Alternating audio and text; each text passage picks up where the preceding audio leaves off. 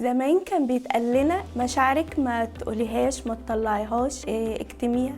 لكن انا وبره في الكتاب المقدس لفت نظري في مزمور 73 اساف بيقول كده في عدد 3: لاني غرت من المتكبرين اذ رايت سلامه الاشرار. اساف بيقول انه انا مشاعري في الوقت ده كانت مليانه غيره، ومش غيره ايجابيه، ده بالعكس دي غيره سلبيه جدا، لانه بيغير من المتكبرين، كأنه بيغير من الناجحين، وكأنه جواه مشاعر كلها مليانة غضب وسخط وحقد على الناس اللي بتكبر. لكن الحل هنلاقيه في عدد 17 بيقول كده: حتى دخلت مقادس الله وانتبهت إلى آخرة. الحل كان في إن هو يدخل محضر ربنا عشان يعرف آخرة الناس دي. جواكي مشاعر مليانة غضب من حاجات حاصلة حواليكي، من مشاكل انتي واقعة فيها، أو مليانة سخط، تعالي كده بالمشاعر دي عند محضر ربنا، تعالي بيها عند رجليه. هو هيعرف في الوقت ده إنه يكون بيريحك. مشاعرنا الله بيقدرها جدا، الله عايزنا نجيله بكل حاجة فينا، هو حاسس بينا، هو